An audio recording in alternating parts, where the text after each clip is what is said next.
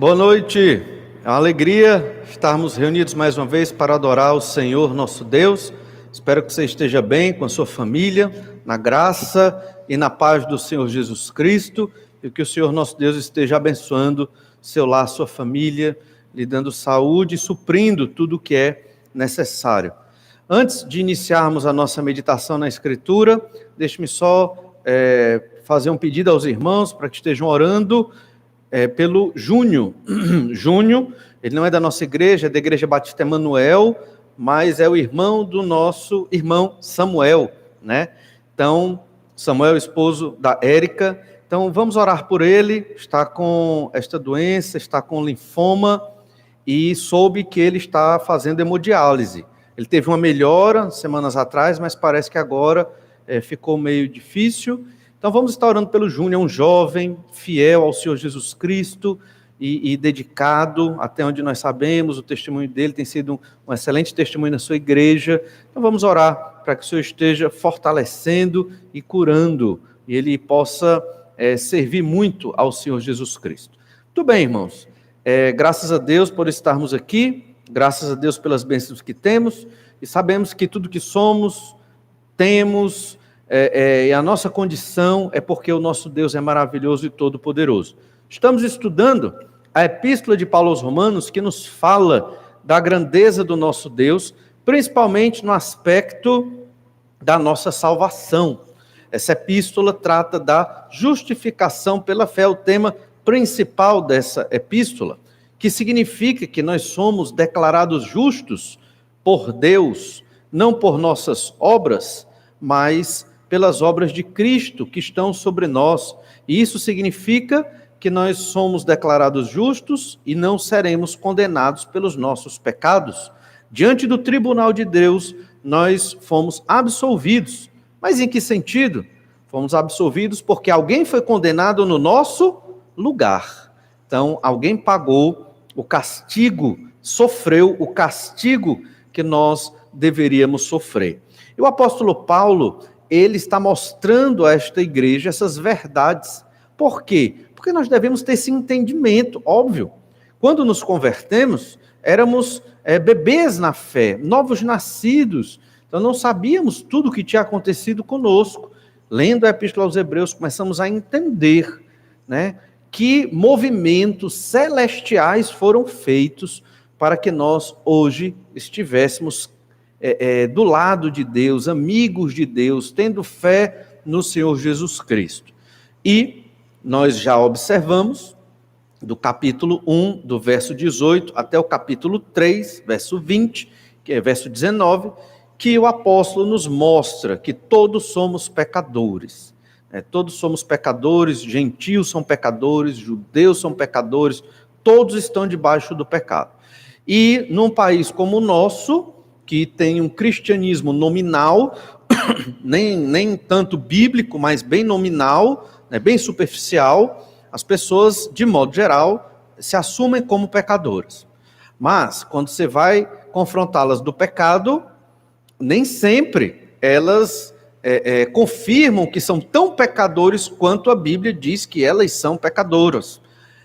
Ou seja, só se assume realmente pecador, entende a gravidade e a profundidade do pecado, aqueles a quem Deus implantou fé salvadora. E esta fé abriu os nossos olhos para ver quem realmente nós somos, da maldade que existe no nosso coração, nós herdamos do nosso pai Adão, e que é muito forte. Por causa da graça de Deus, esta fé chegou a nós e nos regenerou, nos levou a uma conversão, a crer no Senhor Jesus Cristo como nosso Senhor e Salvador, e por isso somos declarados justos, mesmo ainda pecadores. De modo que nós temos duas naturezas, a natureza do velho homem do pecado e a natureza do novo homem em Cristo. E a nossa batalha espiritual é essa, rejeitar a cada dia o velho homem e cada dia mais nos parecermos com Jesus, que é o modelo desse novo homem em Cristo Jesus, no nosso Senhor Jesus Cristo. E então, Paulo, no capítulo 3, do verso 19 até o final do capítulo, até o verso 31, ele claramente explica o que é a justificação pela fé. no Senhor Jesus Cristo, baseado no sacrifício de Cristo. Então, se você quer entender o que foi que Jesus fez na cruz, por mim, por você, nós que cremos em Jesus, está lá no capítulo 3, do verso 19 ao verso 31. Marque na sua Bíblia, com tudo que é caneta que você tem, para que você saiba o que Jesus fez por mim. Estão nestes versículos. E o cuidado do apóstolo Paulo aqui é um cuidado muito grande para mostrar que a salvação em Jesus é para todos os que creem, judeus e gentios, porque nesta época, essa era uma igreja típica de gentios, porque era em Roma, mas havia muitos judeus ali, e havia muitos judeus convertidos nas igrejas, mas sempre houve, melhor dizendo, problemas entre judeus e gentios, sempre houve esse tipo de problema. Os judeus se achavam mais espirituais porque eles guardavam a lei de Moisés e eles queriam até que a salvação fosse atrelada à lei. É por Jesus? É, mas também tem que se circuncidar. Não tem salvação sem circuncisão. Então eles traziam essa bagagem da lei de uma maneira negativa. E Paulo sempre tenta lutar contra isso. Por quê? Porque está errado. A nova aliança, salvação é somente pela fé. A lei de Moisés caducou, os princípios dessa lei são válidos para a igreja, mas não as regras específicas da lei, como circuncisão, guarda do sábado, que são as que nós mais conhecemos, e outras, outras determinações da lei. E então o apóstolo Paulo agora, focando nos seus leitores judeus convertidos, ele quer provar para eles, por argumentos bíblicos, que a justificação é somente pela fé e que não existe nenhuma obra que você deva fazer para ser salvo. Isso é muito relevante para nós hoje, porque vez por outra nós observamos alguns cristãos acreditando que a salvação é somente pela fé, mas também tem que fazer coisas boas, Tem que ter uma obrazinha ali, tem que ser caridoso, porque senão, como é que eu vou ser salvo se eu não fiz nada de bom? Então, alguns crentes, por confusão, ignorância da Escritura, podem achar que é necessário algo de bom. Mas a resposta da Bíblia é: não é necessário nada de bom, porque nós não temos em nós nada de bom. Em nós, enquanto homens, mulheres, pecadores, sem Cristo. Não temos. É muito claro os textos que nós já estudamos, que mostram que o homem é completamente pecador, completamente depravado no seu pecado.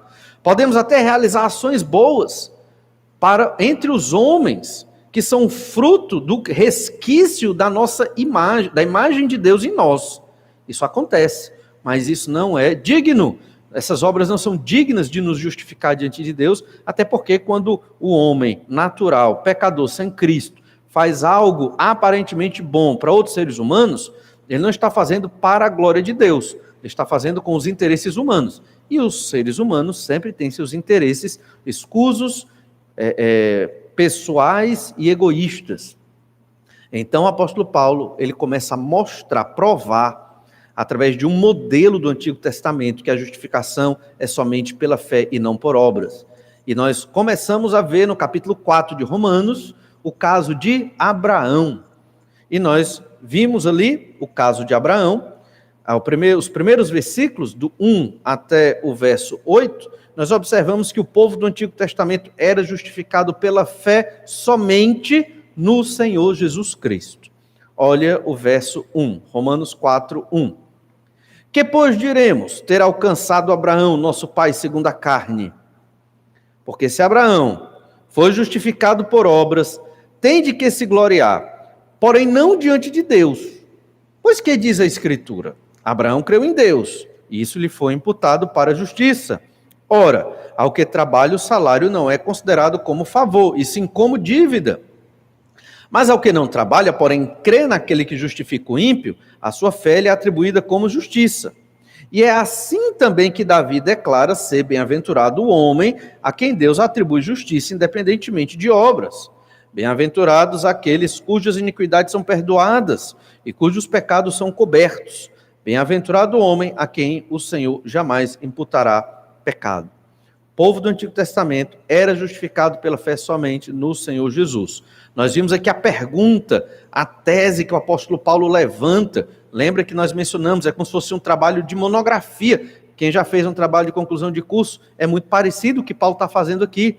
Ele diz, que pois diremos ter alcançado Abraão, nosso pai, segundo a carne?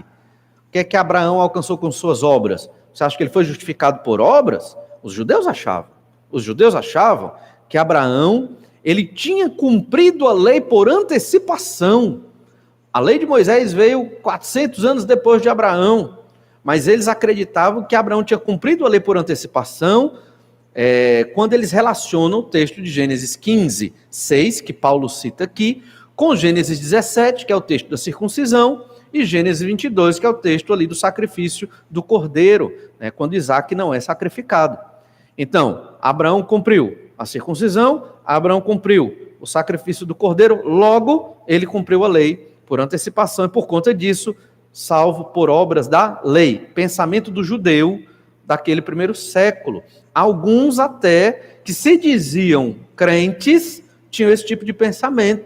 Então Paulo está corrigindo um erro aqui que não é só na igreja de Roma, mas parece que era um problema generalizado, porque as igrejas da Galácia também tiveram um problema semelhante, crendo noutro evangelho. Que outro evangelho é esse? Salvação por obras. Toda religião que se diz cristã, que apresenta um tipo de salvação por obras, mesmo que coloque Jesus no meio, dizendo que é o Salvador, mas que tem que ter também boas obras, é um outro evangelho. Não é o evangelho do Senhor Jesus Cristo. Então, no verso 2, diz assim, porque se Abraão foi justificado por obras, tem de que se gloriar. Então, se ele fez boas obras, obedeceu à lei de Moisés por antecipação, antes da lei existir, então ele tinha de que se gloriar. Porém, Paulo diz, não diante de Deus. O que é que a Escritura diz? Então, no verso 3, Paulo cita Gênesis 15, 6. Abraão creu em Deus e isso lhe foi imputado para a justiça. Então, pela fé, Abraão creu em Deus. E foi imputado, foi colocado em Abraão a justiça de Deus. Como é essa justiça? Como foi que aconteceu isso? E aqui nós recorremos ao contexto do Antigo Testamento. Gênesis 3,15, um texto logo após o pecado de Adão e Eva, o Senhor nosso Deus, em diálogo com a serpente, a antiga serpente, o maligno, Satanás, o Senhor profere um proto-evangelho, um evangelho que veio antes do evangelho surgir, que apontava para o evangelho do Senhor Jesus Cristo, onde dizia que viria um descendente da mulher que esmagaria a cabeça da serpente, a serpente, aquela que promoveu a entrada do pecado no mundo. Então, a partir desta revelação de Deus, que foi registrada, e Adão passou para os seus filhos, os filhos para os seus filhos, essa era a pregação para a salvação. Quem cresce nesse descendente seria salvo. E o cordeiro sacrificado, já fora sacrificado por Abel, um cordeiro, filho de Adão imediato ali, significa que Deus, de alguma forma, ou ensinou para Adão, ou ensinou diretamente para a família toda, que era necessário o sacrifício de um cordeiro para apontar para este descendente. Óbvio que eles tinham esse entendimento, por que eles iam sacrificar um cordeiro derramando sangue ali, sem saber o que significava?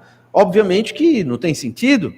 E Abraão soube de todas essas histórias que foram passadas de geração a geração. Esse período bíblico é muito resumido, do capítulo 3 ao capítulo 11. A história de Abraão começa no capítulo 12 de Gênesis, mas certamente Abraão teve esse entendimento do descendente e a fé que ele teve aqui, e foi imputada uma justiça a ele.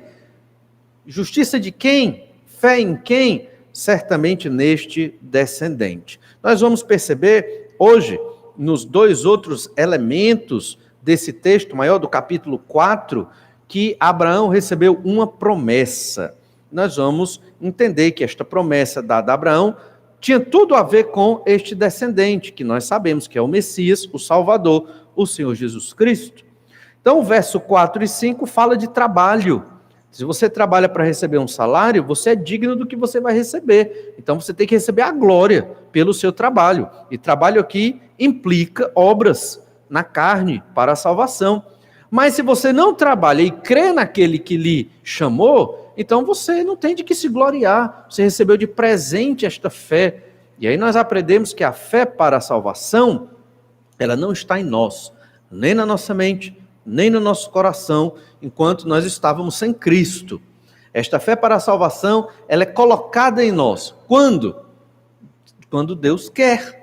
Naquele momento que você ouviu uma mensagem da palavra de Deus, você leu um versículo da Bíblia, alguém te falou de Jesus no trabalho, na família, na escola, na rua, e aquilo ali deu um clique na sua mente. Se você conseguir lembrar quando foi que a sua mente começou a pensar em Jesus como seu Salvador, ou algo perto disso, muito provavelmente foi naquele momento que Deus implantou, através do Espírito Santo dele, esta fé na sua vida e na minha vida, e assim passamos a crer no Senhor Jesus Cristo. E tudo o que está sendo dito aqui é para entender o que aconteceu conosco e nós podermos glorificar e louvar a Deus com mais intensidade, porque é graça sobre graça. Onde nesse mundo alguém recebe algo de graça, né? Não acredite que é comum, é muito raro, talvez nem exista. Sempre quando alguém vai te dar algo de graça, se espera alguma coisa, né? Então, sempre existem os interesses neste mundo cheio de pecado. E o evangelho é tão puro e tão maravilhoso que quando ele é pregado, aqueles que não têm fé em Jesus, eles acham um absurdo o evangelho e nem acreditam por ser tão incrível que isso não existe. Né? Muitos chegam a esse tipo de conclusão, mas existe. É o evangelho da graça do Senhor Jesus Cristo. E então Paulo cita o Salmo 32 que nós lemos hoje, o verso 1 e 2, que está aqui em Romanos 4, 7 e 8. Bem-aventurado o homem a quem o Senhor jamais imputará pecado. Perdão, eu pulei, né? Verso 7. Bem-aventurados aqueles cujas iniquidades são perdoadas e cujos pecados são cobertos. Bem-aventurado o homem a quem o Senhor jamais imputará pecado.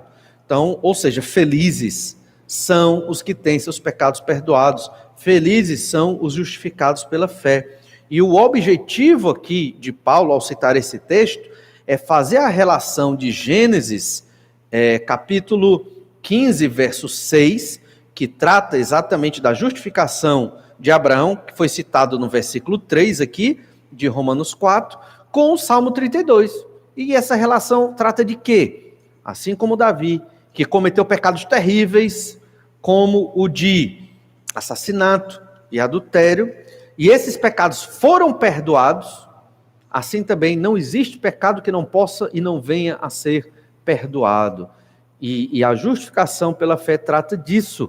Nossos pecados foram perdoados, nós fomos declarados justos diante do Senhor nosso Deus, assim como Davi no Antigo Testamento, assim como Abraão também, antes da lei existir. Dois grandes exemplos, Abraão e Davi. E então chegamos na continuação desse capítulo, a partir do verso 9, e a ideia que nós observamos do 1 ao 8 é que o povo do Antigo Testamento era justificado pela fé somente. Então isso não é algo novo que Paulo está ensinando aqui. Na verdade é algo que sempre existiu no Antigo Testamento, a salvação sempre foi dessa forma. Óbvio que Abraão não sabia todos os detalhes, todos os elementos que nós temos hoje, porque ele estava vivendo neste proto-evangelho, nesta salvação na forma de promessa, nessa mensagem de salvação na forma de promessa. Nós já vimos o cumprimento. O Salvador veio, foi crucificado, ressuscitou ao terceiro dia e subiu aos céus. E nós estamos aguardando a consumação da nossa salvação. Já somos salvos em Cristo. Em breve Jesus implantará o reino de Deus na terra, não haverá mais pecado, não haverá mais fome, guerra, dor, injustiça, morte, só alegria, paz perene e completa, nós com o Senhor nosso Deus por toda a eternidade. E então, o segundo ensino é que nós, os crentes em Jesus, herdamos o mundo através da justificação pela fé. Vamos ler então, versículo 9 e 10. Vem, pois, esta bem-aventurança exclusivamente sobre os circuncisos ou também sobre os incircuncisos, visto que dizemos, a fé foi imputada a Abraão para a justiça? Como, pois, lhe foi atribuída, estando ele já circuncidado ou ainda incircunciso? Não no regime da circuncisão, e sim quando incircunciso. Observe que no versículo 9, nós temos aqui um argumento histórico, remontando a Abraão. Por que escolheram Abraão? Abraão é o pai dos judeus. Se Paulo provasse esta verdade da justificação pela fé somente, não por obras, em Abraão, certamente ele convenceria os judeus. Olhe que o verso 9 está relacionado ao Salmo 32, porque nós lemos exatamente esse elemento. Vem, pois, esta bem-aventurança. E o verso 7 e 8 fala dos bem-aventurados, referindo-se àqueles que foram justificados por fé, no contexto aqui do primeiro século, obviamente, citando Davi do Salmo 32. Então, esta bem-aventurança dos pecados perdoados, não se atribui pecados, mas se imputa a justiça do Senhor Jesus Cristo, ela é exclusivamente sobre os circuncisos? Não. E sobre os incircuncisos? Ou também sobre os incircuncisos? Sim. Ela não é exclusiva dos judeus. Ela é para todos, judeus e gentios. Veja como, em um certo sentido aqui, o apóstolo Paulo é bem democrático, né? Então, esta bem-aventurança, esta justificação pela fé é para todos. E o verso 10 completa. Como, pois, lhe foi atribuída? Como? Aí ele levanta outro questionamento. Como foi atribuída essa justificação, essa salvação a Abraão, estando ele já circuncidado ou ainda incircunciso? É óbvio que ele não estava circuncidado ainda. Gênesis 15, 6, ele foi justificado por fé. Gênesis 17 é que Deus deu a circuncisão. Por isso que os judeus tentam fazer aquela manobra no texto, né? Os judeus do primeiro século, dizendo que ele cumpriu a lei pela circuncisão, mas ele foi justificado antes de existir circuncisão. Ou seja, a circuncisão não é necessária para a salvação. Para nós, talvez não faça muito sentido isso, a gente não se circuncida hoje, mas, de modo geral, não sei que seja um judeu ortodoxo, guardando aí a lei de Moisés ainda, mas naquela época era um grande problema. Talvez hoje muitos achem que é necessário você crer em Jesus somente, mas também tem que fazer boas obras, tem que ser caridoso, né? Tem que ajudar. Não, é só crer no Senhor Jesus Cristo. E as boas obras? Fomos criados para viver nelas, fomos salvos para exercer as boas obras, mas nós não podemos inverter as coisas. As boas obras não vêm antes da salvação. Primeiro a salvação e as boas obras são características dos crentes já salvos no Senhor Jesus Cristo. Então Paulo quer colocar isso aqui de modo muito claro na mente daqueles crentes judeus. Olha aí do verso 9. Visto que dizemos, a fé foi imputada a Abraão para justiça. Ele repete, interpretando, claro, novamente, Gênesis 15, verso 6. A fé foi imputada, colocada lá em Abraão para a justiça. Mais à frente você vai ver que assim como aconteceu com Abraão, acontece conosco também. Aconteceu com os crentes do primeiro século e acontece com os crentes do século 21. A fé para a salvação, ela é imputada, ela é colocada, ela é atribuída. Nós não temos fé em nós mesmos. Por isso, naquele dia que você creu no Senhor Jesus Cristo, você não creu porque teve uma fé que partiu de você. Você não tinha essa fé, eu não tinha essa fé, nós só tínhamos pecado e maldade, egoísmo. Mas Deus imputou esta fé em nós. E então, quando ouvimos a palavra de Deus, o evangelho da salvação, nós reagimos positivamente para aceitar este evangelho. Às vezes não foi na primeira pregação, nem na segunda, nem na terceira, mas no tempo que Deus quis, nós reagimos positivamente. E é o que a doutrina, os ensinos bíblicos chamam de chamada eficaz. Todo aquele que foi eleito por Deus, escolhido pelo Senhor, vai reagir em salvação à pregação do evangelho. Porque não tem como alguém por quem Jesus morreu não crer em Jesus. Cada gota do sangue derramado do Senhor Jesus Cristo é eficiente para salvar aquele que foi escolhido por Deus para ser salvo. Só vai ser salvo pelo sacrifício de Cristo quem Deus quer. Por quê? Porque Deus é soberano sobre tudo, Deus não tem obrigação de salvar as pessoas, Ele salva aqueles que Ele quer. Eu não sei quem vai ser salvo, acho que você também não sabe, temos que proclamar o evangelho por todo mundo, para a glória de Deus, porque Deus mandou. Às vezes, na lógica humana, nós acabamos desvirtuando as doutrinas e transformando a prática do evangelho, da pregação do evangelho e da obra missionária, numa prática humanista. Vamos pregar o evangelho, porque senão todos vão para o inferno. Não, vamos pregar o evangelho por quê? Porque Deus vai ser glorificado. Vamos pregar o evangelho por quê? Porque Deus mandou pregarmos o evangelho. E os que vão ser salvos? É aqueles que Deus quer. Essa é a mensagem da palavra de Deus. E continuamos firmes na obra missionária. Por quê? Porque foi Deus que mandou, é vontade de Deus, é trabalho da igreja. E então, no versículo 10, nós lemos aqui claramente Paulo explicando que a circuncisão é um sinal da fé do povo do Antigo Testamento. Não é uma obra para a salvação. É o que nós lemos no versículo 10. Como, pois, lhe foi atribuída, estando ele já circuncidado ou ainda incircunciso, não no regime da circuncisão, e sim quando incircunciso. Ou seja, antes de se circuncidar, Abraão foi justificado por fé. Logo foi atribuída fé a Abraão, foi colocada fé em Abraão, logo a circuncisão não tem nada a ver com a salvação. Interessante pensar nos modelos modernos. Existem algumas igrejas, se dizem igrejas cristãs, que creem que o batismo salva. Na verdade é uma seita, né? Então o que é que essa seita fez?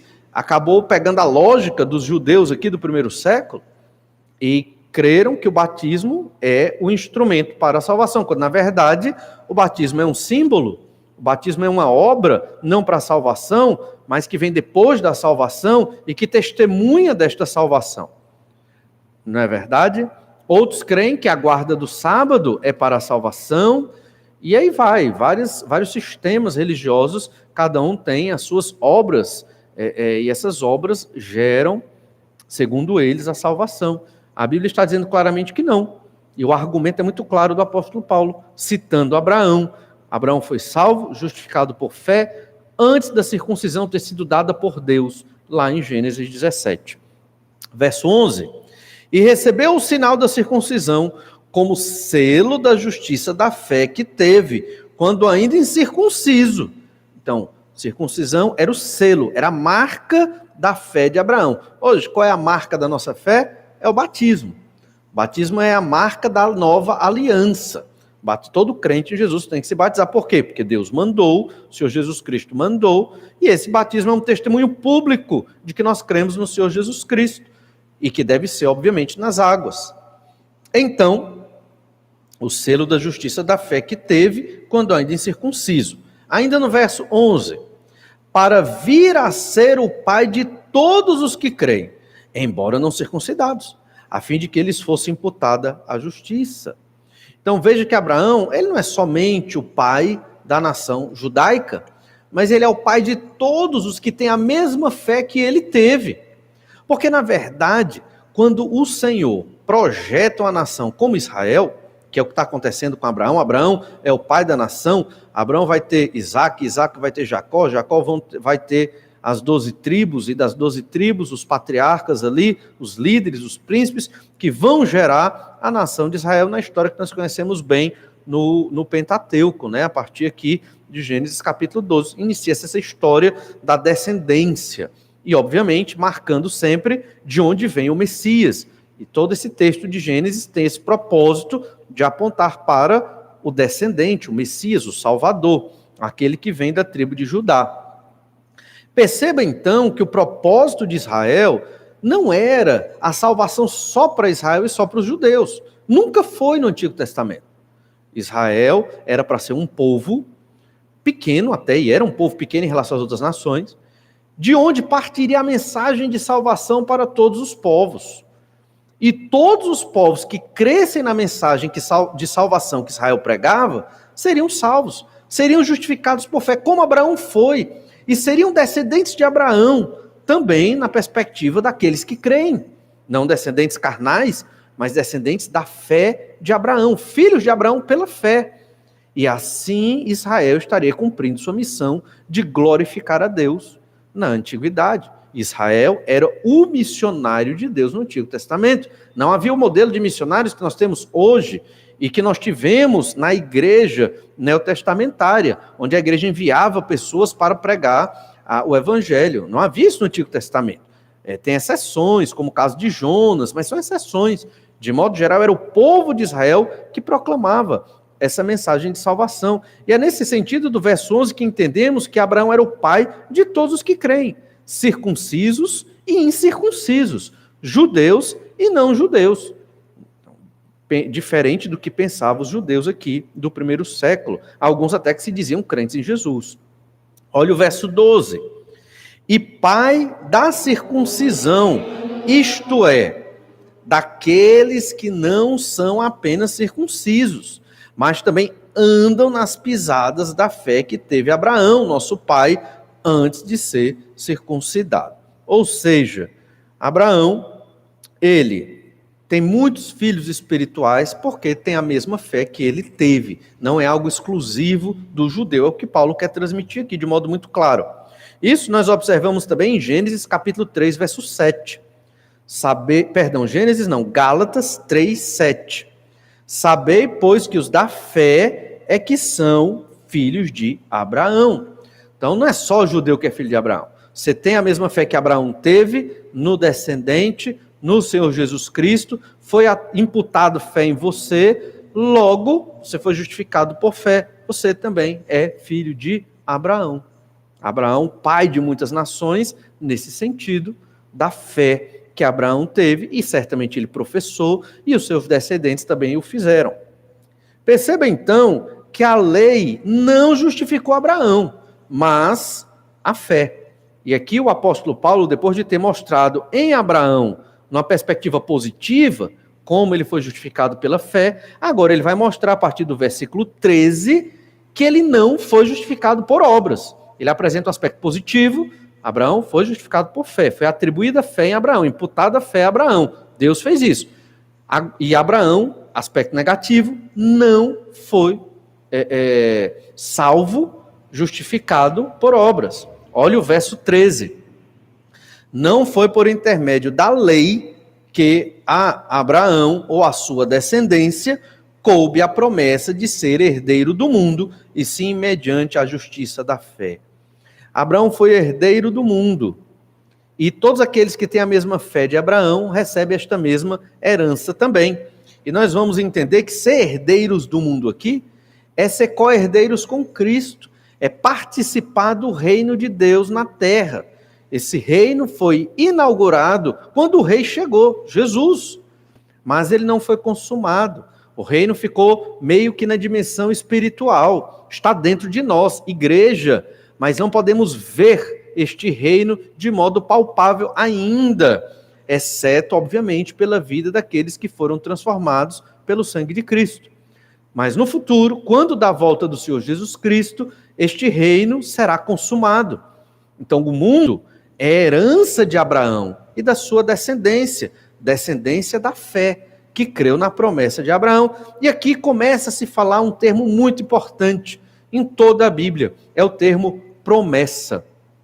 Nós podemos entender que o Antigo Testamento tinha um evangelho, o evangelho da promessa, as boas novas de que viria se cumprir a promessa. E o Novo Testamento trata de que essa promessa chegou, Jesus, o Messias, o Salvador. Quando se diz que alguém crê na promessa, significa que ele creu no conteúdo dessa promessa. Ninguém crê numa promessa pela promessa, mas crê no conteúdo. E o conteúdo da promessa é o Senhor Jesus Cristo. Lembre-se de Gênesis 12, do verso 1 ao 3. Qual foi a promessa que Abraão recebeu? Descendência, uma terra. E dele partiria a bênção a todas as famílias da terra. Ou ele seria uma bênção para todas as famílias da terra. Veja que esses três elementos estão entrelaçados. Para quê? Para a chegada do Senhor Jesus Cristo. Israel, para ser um povo, tinha que ter povo, descendência física de Abraão, como Deus escolheu. Mas também para ser povo, na antiguidade pelo menos, hoje também, mas principalmente na antiguidade, tinha que ter uma terra. Deus prometeu dar uma terra. E para que o Messias chegasse, o Salvador chegasse, ele teria que vir de uma linhagem para que as pessoas estivessem aguardando a chegada desse Messias e esperando pela fé que ele consumasse as promessas. Por isso, de Abraão viria esta bênção. Então, a partir de Abraão, sabia-se que o descendente viria, o Salvador, a partir de um dos filhos de Abraão, dos descendentes de Abraão. Veja, isso foi proclamado em Gênesis 3,15. E então, quando nasceu Caim e Abel, o nome de Caim, no hebraico, que foi colocado para nós, no caso, ele indica ou aponta para um descendente escolhido. Então, significa que Adão e Eva, quando deram o nome de Caim, já achavam que ele era o Salvador. Se coloca na perspectiva, né, de Adão e Eva, eles não tinham essa noção de que demorariam milênios até a chegada do Salvador. Mas o fato é que demorou, na perspectiva humana, né? E então, claramente não foi Caim, pelo contrário, Caim foi ali o primeiro assassino. Então eles pensaram que fosse Sete, mas também não foi Sete. Talvez seja Noé. Observe a genealogia de Adão, quando chega em Noé, de todos aqueles, Noé parece que foi o que mais estava próximo de Deus, e Deus o honrou e abençoou, porque veio o dilúvio, por causa dos pecados da humanidade, e Deus preservou Noé e os seus filhos, as respectivas esposas, e de Sem, um dos filhos de Noé, viria o descendente. Toda aquela genealogia colocada em Gênesis não é por acaso, é para contar a história daquelas pessoas, sim, mas muito mais é para marcar a linhagem do Salvador, para que aqueles que estavam esperando o cumprimento da promessa ficassem ligados, aguardando, ele está para chegar, eu vou esperar, em breve o Salvador chega.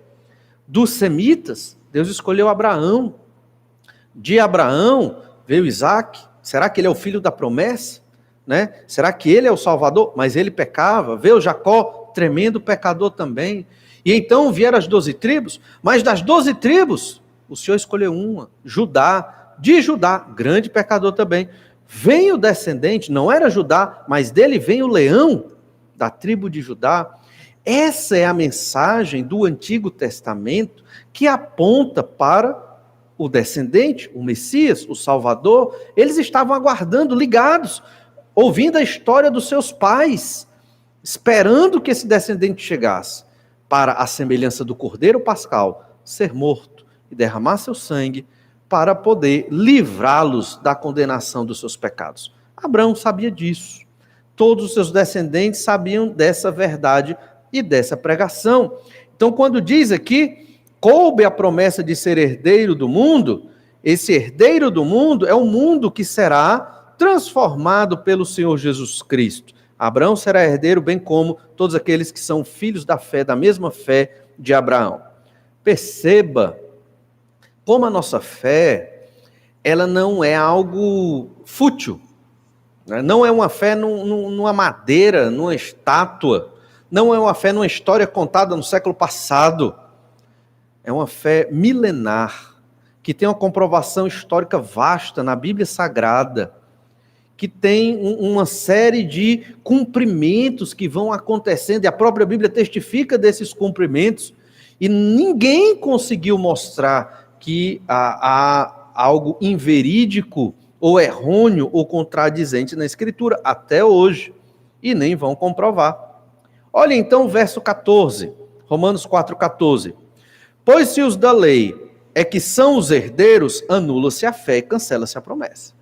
Olha que coisa interessante, o verso 13 diz, não foi por intermédio da lei que Abraão foi justificado, que Abraão vai receber a promessa, não é por intermédio da lei.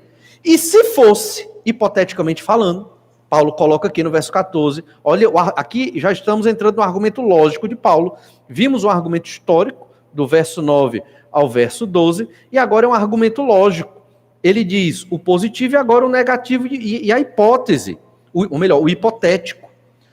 Pois, se os da lei é que são os herdeiros, se é guardando a lei de Moisés que uma pessoa é salva e herda o reino de Deus, o que é que acontece? anula-se a fé, não precisa de fé. E se anula-se a fé, cancela-se a promessa, porque a promessa é mediante a fé. Deus fez uma promessa. Só acredita na promessa quem tem fé. É óbvio.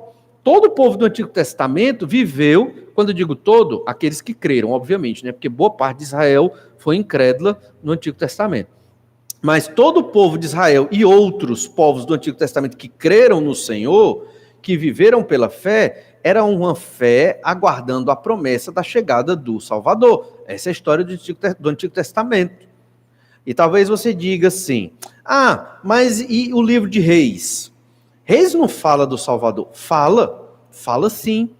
Na linguagem veterotestamentária, o livro de Reis, Samuel, Reis, Crônicas, fala do Messias e do Salvador. Onde? É muito simples.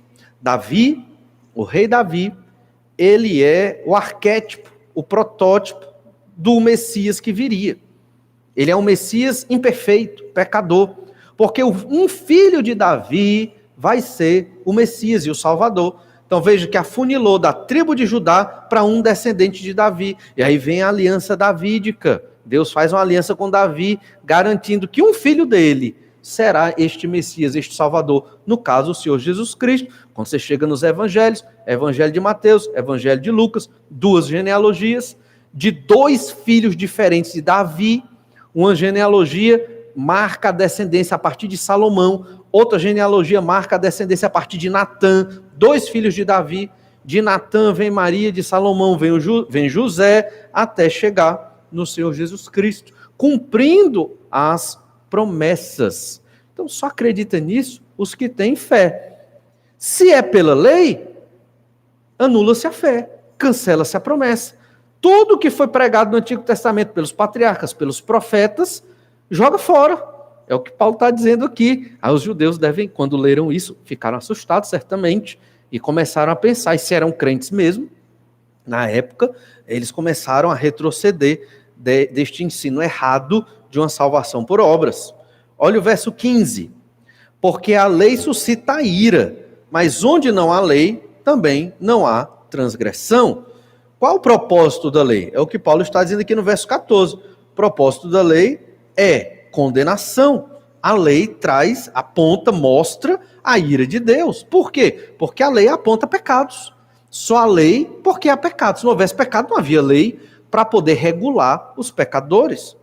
E diz mais, também não há transgressão. Onde não há lei, é porque não tem pecado. Então é simples, só existe lei porque existe o pecado.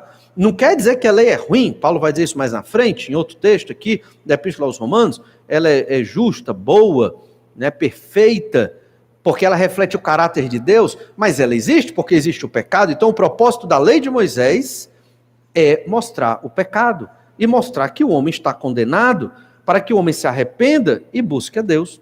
Nós vimos isso também, a lei natural gravada no homem, no gentio, né, que não tem a lei de Moisés. Observe então o verso 16. E aqui no verso 16, nós entramos na o terceiro ensino desse texto. O segundo é que nós somos herdeiros do mundo, justificados pela fé de Abraão. Assim como Abraão vai herdar este reino de Deus, nós vamos herdar junto com Abraão, porque somos descendentes dele pela fé. E a partir do verso 16, nós vemos um terceiro ensino. É que os que creem sem duvidar são os que são justificados pela fé. Quem é justificado pela fé não duvida, crê de modo assertivo. Olha o verso 16. Essa é a razão porque provém da fé, para que seja segundo a graça, a fim de que seja firme a promessa para toda a descendência, não somente ao que está no regime da lei, mas também ao que é da fé que teve Abraão, porque Abraão é pai de todos nós. Percebe? Então, a justificação, ela provém da fé, nunca das obras, é segundo a graça de Deus, o favor de Deus, muito claro aqui, a fim de que a promessa seja firme. Se não fosse pela fé, não haveria promessa, porque a lei não tem essa capacidade de manter a promessa. A lei tem a função de condenar o pecador. Então, toda a descendência dos que vivem na lei, dos que têm a fé de Abraão, toda essa descendência crê na promessa por causa da fé que Deus implantou em nós. Veja, a fim de que seja firme a promessa. A promessa, ela é firmada pela fé. Por que nós cremos que Jesus vai voltar? Por que nós cremos que o Senhor Jesus veio? A Bíblia explica isso, é óbvio, mas se não tivéssemos a fé que nos foi dada pelo Senhor nosso Deus, não creríamos nesta palavra. Como os incrédulos, nós estaríamos distantes das promessas da Escritura Sagrada.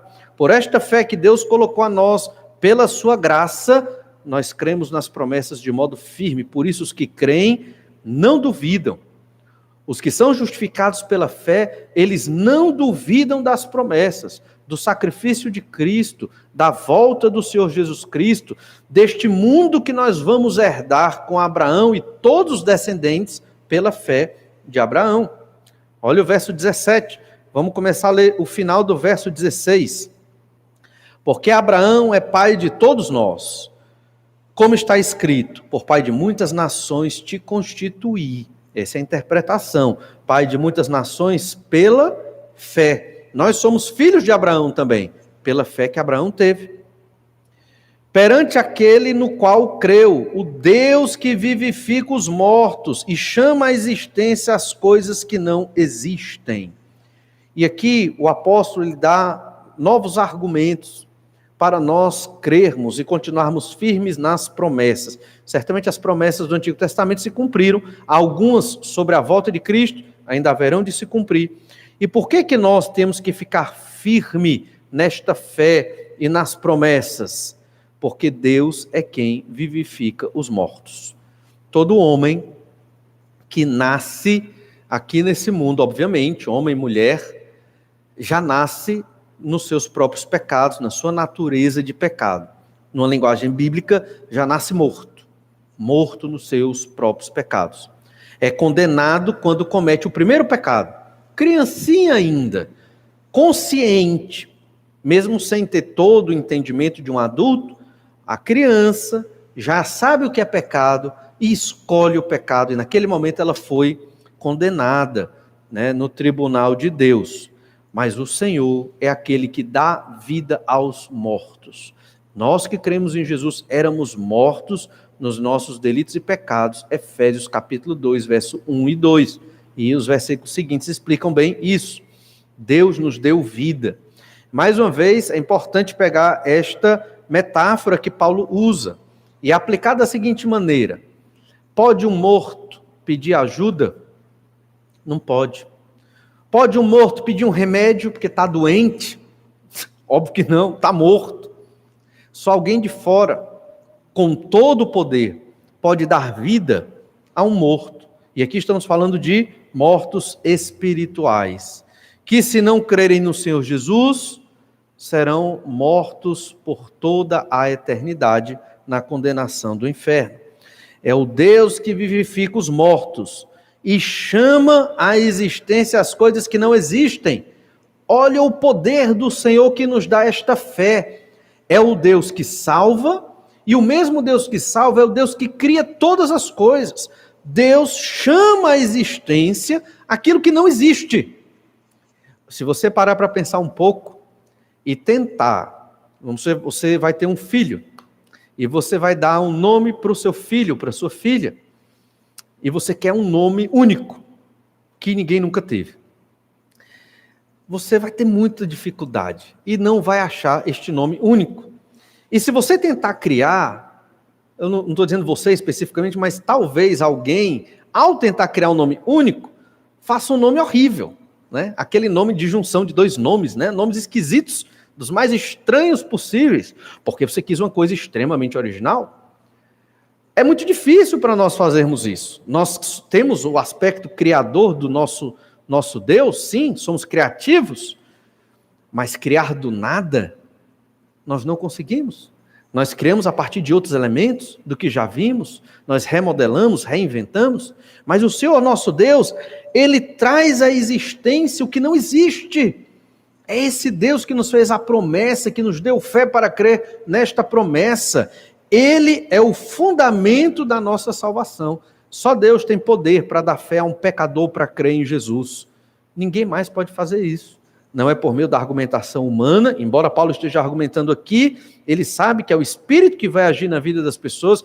Minha esperança, minha fé também é esta, de que é o Espírito que age nas nossas vidas, para que esse texto, até complexo e bem estruturado, seja uma bênção nas nossas vidas, e nós louvemos a Deus por termos a fé que temos hoje no Senhor Jesus Cristo. É o Deus que traz à existência as coisas que não existem. Olha então o verso 18. Abraão, esperando contra a esperança, creu, para vir a ser pai de muitas nações, segundo lhe fora dito. Que poesia, né? Abraão esperando contra a esperança. Irmãos, essa é a nossa fé. O crente, ele espera contra a esperança. Foi dada uma promessa a Abraão. Abraão, você vai ter uma descendência, né, como as estrelas no céu, como a areia na praia. Por quê? Dessa descendência vem o meu filho, o Salvador, o Messias. Você vai ter uma descendência. Ok. Abraão, 100 anos de idade, né? Sara, na casa dos 90. E para piorar, estéril, durante toda a vida de Sara e Abraão, eles não tiveram filhos. Entende? Numa perspectiva humana, como Deus promete um negócio e ele não vai cumprir? Porque nós somos ansiosos, né? Nós queremos ver as coisas no nosso controle. E quando eu perco o controle da vida ou das coisas que eu estou elaborando e planejando, eu me desespero. Esse é o nosso problema. E essa pandemia tem nos ensinado muito a não nos desesperarmos, mas a deixar o controle de tudo na nossa vida nas mãos de Deus. Abraão entrou em crise. Os irmãos conhecem a história de Abraão. Sara riu, né, do que foi dito a Abraão, que da velhice eles teriam uma criança. Deus profetizou isso com anos de antecedência. Mas mesmo assim, Sara se riu. O fato é que, como Abraão creu numa promessa tão difícil de ser cumprida. E lembra que Deus, quando aparecia a Abraão, se revelava a Abraão na antiguidade, não era como acontece hoje nas igrejas pentecostais, que todo culto tem revelação, não. Era uma revelação a cada 25, 40 anos. Era assim, pelo menos como a Bíblia registra. O fato é que Abraão esperou contra a esperança. Creu na promessa, mesmo quando não havia possibilidades humanas da promessa ser cumprida. Isso é fé. Óbvio que essa fé aqui, com relação à salvação, mas é o mesmo tipo de fé que nós devemos ter todo dia. Mesmo que o cenário esteja caótico, nós esperamos contra a esperança. Mesmo que tudo está desabando, mesmo que não haja perspectiva nenhuma, o Senhor é Deus, Ele está no controle. Basta eu esperar e confiar. Orar, dentro de uma perspectiva humana, fazer o que me cabe na situação, obviamente, mas confiar que o Senhor tem o controle de tudo, e realmente tem. Abraão, esperando contra a esperança, creu, para vir a ser pai de muitas nações, segundo lhe fora dito. Assim será a tua descendência, né? Vários e vários filhos descendentes. Verso 19. E sem enfraquecer na fé, embora levasse em conta o seu próprio corpo amortecido, sendo já de 100 anos, e a idade avançada de Sara, não duvidou, por incredulidade da promessa de Deus, mas pela fé se fortaleceu, dando glória a Deus. Perceba como Abraão teve fé naquele momento, sem enfraquecer na fé. Abraão foi muito provado, pecador certamente, mas muito provado no seu tempo, no seu ministério aqui na terra. Ele não enfraqueceu, mesmo sendo velho, sua esposa velha e infértil, ele continuou crendo, não duvidou por incredulidade da promessa de Deus. Irmãos, creiamos nas promessas do Senhor. Olha, temos promessas maravilhosas na Bíblia, é porque talvez não meditemos muito nelas. Jesus garantiu que veio nos dar vida e vida em abundância. Essa vida abundante começa aqui na terra e se estende até a eternidade. Então, por que a tristeza? Por que a falta de consolo, de conforto, de ânimo? Creiamos na promessa do Senhor Jesus Cristo. Falamos quarta-feira, né, no nosso momento de culto de oração online, sobre as bênçãos espirituais das regiões celestiais, Efésios capítulo 1. Tantas bênçãos. Por que ficamos tristes? Por que não nos alegramos com tudo que Deus nos dá? Abraão não duvidou por incredulidade da promessa de Deus, mas pela fé se fortaleceu, dando glória a Deus. Então, ele se fortaleceu e veja, Abraão não trouxe a glória para ele, Abraão deu glórias a Deus. Esses homens da Bíblia, como Abraão, como Isaac, Jacó, Davi, todos eles têm os seus pecados desvelados. Nós não temos coragem de falar dos nossos pecados por aí, mas eles têm os seus pecados abertos, revelados pela Bíblia Sagrada. Por quê? Porque a glória é de Deus.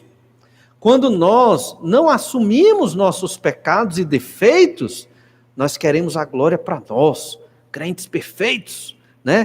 Crentes sem falha, crentes impecáveis. Isso não existe.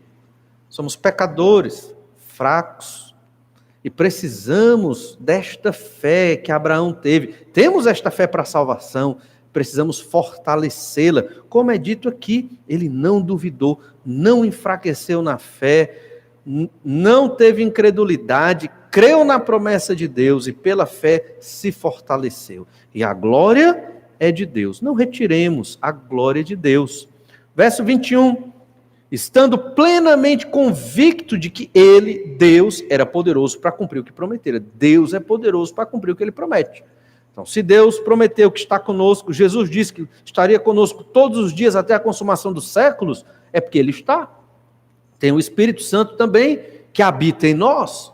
O Senhor Deus é por nós. Então, por que sofremos tanto? Não é verdade?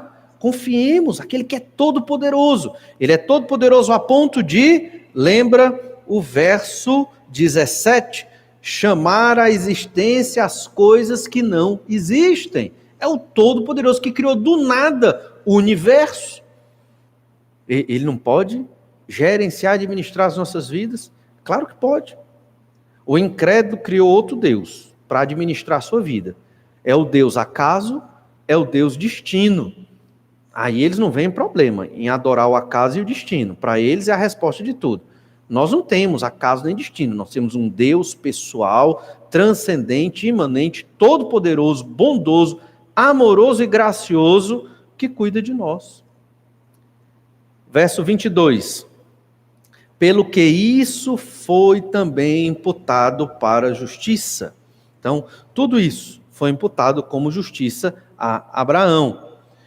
Verso 23, e não somente por causa dele está escrito que ele foi levado em conta, mas também por nossa causa. E aqui, nesse capítulo, é como se Paulo estivesse trazendo o exemplo de Abraão para a realidade dele. E o que é que nós estamos fazendo? Trazendo exatamente esta mensagem do apóstolo Paulo para a nossa realidade. Assim como Abraão foi justificado pela fé, e Paulo e os crentes daquela época foram justificados pela fé, nós também somos justificados pela fé. Verso 24, mas também por nossa causa, posto que a nós igualmente nos será imputado. O quê? A justiça.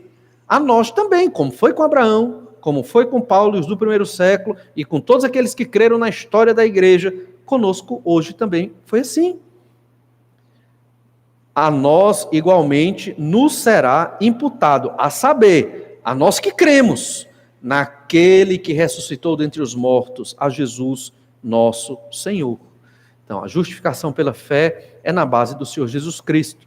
A promessa se cumpriu, em parte, como Jesus bem pregou lá na sinagoga, em Lucas capítulo 4, em Nazaré, sobre Isaías 61, se cumpriu o ano aceitável do Senhor, mas não o dia da vingança. Se cumpriu o sacrifício do Senhor Jesus Cristo, do Messias prometido, do Cordeiro Pascal, representado por todos os cordeiros pascais do Antigo Testamento, apontando para o Cordeiro de Deus.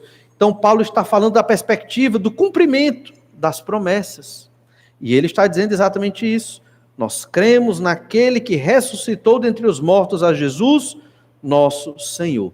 Quem crê no Senhor Jesus, que ressuscitou dentre os mortos, esse recebe, assim como Abraão recebeu, a imputação da fé para a sua justificação, para ser declarado justo. Esta é a mensagem do Evangelho, esta é a mensagem de salvação. E o verso 25 diz: o qual foi entregue por causa das nossas transgressões e ressuscitou por causa da nossa justificação. O sacrifício de Cristo é, obviamente, ligado à sua ressurreição, porque se Jesus tivesse morrido na cruz e não tivesse ressuscitado, sim, ele era um homem comum como qualquer outro homem, um líder religioso que morreu, como Buda, Gandhi, qualquer outro. Mas Jesus ressuscitou, com provas incontestáveis. E o fato de Jesus ter ressuscitado significa que nós somos justificados por fé. A nossa fé é no Senhor Jesus Cristo que ressuscitou. E esta fé foi colocada em nós, por imputação, pelo Senhor nosso Deus, que cria coisas que não existem, faz existir o que não existe, o Senhor nosso Deus, o Todo-Poderoso. Não sei se você percebeu, ao longo de todo esse texto, como Paulo se esmerou, iluminado pelo Espírito Santo, para mostrar e provar que somos justificados pela fé somente, não por obras, nem eu nem você fizemos uma obra sequer, para sermos salvos pelo Senhor Jesus Cristo. E não sei se você percebeu também, o quanto nós somos especiais para Deus, o quanto Deus nos considera especiais para Ele. Toda essa história, séculos e séculos de história, que o Senhor nosso Deus planejou e cumpriu cada parte, cada elemento, com milagres maravilhosos, incontestáveis. Por quê e para quê? Para a glória do nome dele, obviamente, mas porque o Senhor nos amou e nos ama.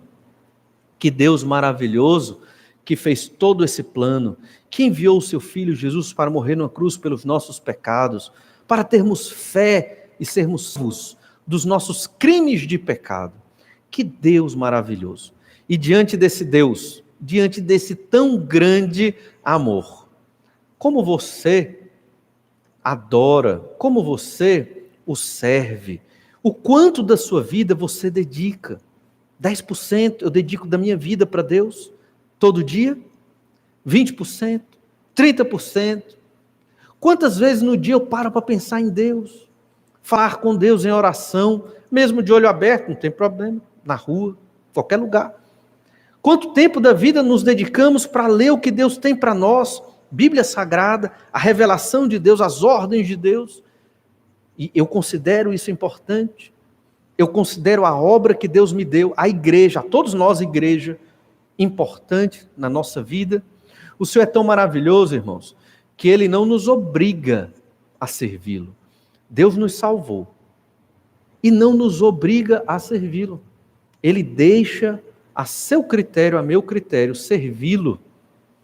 Obviamente, quanto mais amamos Deus, mais vamos servir o Senhor, mais vamos nos dedicar a Ele. Eu sei que todos temos que trabalhar 8, 10 horas por dia, mas até no nosso trabalho servimos a Deus, obviamente, é ministério. No nosso lar servimos a Deus. Podemos estar constantemente pensando no Senhor, falando do Senhor, buscando ao Senhor.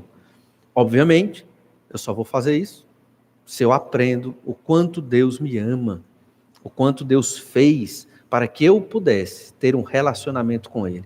Eu não queria, porque eu nasci no pecado, cresci no pecado, e eu não queria Deus, né? A luz de Deus me maltratava, até o momento que o Senhor teve misericórdia e implantou fé em mim, e eu passei a enxergar o sacrifício de Cristo, porque alguém pregou a palavra de Deus para mim. Com você foi do mesmo jeito. Veja que grande amor. Mediante isso, irmãos, vamos aprender com Abraão sobre a justificação pela fé e vivamos uma vida de maior devoção e dedicação a honrar e glorificar o nome do Senhor nosso Deus. Vamos orar, pedir que o Senhor nos abençoe. Pai amado, só temos que te agradecer, porque o Senhor é maravilhoso. Obrigado, Pai, pela tua graça e misericórdia, pela fé que o Senhor colocou em nós, porque abriu os nossos olhos para uma vida maravilhosa contigo, vida abundante no Senhor Jesus Cristo. Dá-nos mais fé, Senhor, para crermos na Tua palavra e para vivermos como o Senhor ensina que devemos viver. Na nossa peregrinação, nos ajuda a não estagnarmos na nossa vida cristã. Ajuda-nos a estarmos sempre buscando sermos na medida da estatura do Senhor Jesus Cristo. É o que nós te pedimos, no nome do Senhor Jesus. Amém. Deus abençoe a todos, Deus dê a cada um uma boa semana. Em breve nos encontraremos, vamos orar para que esse período de pandemia passe logo. Em breve estejamos juntos aqui, como igreja, para adorar o Senhor Jesus Cristo. Deus abençoe, uma boa semana e até breve.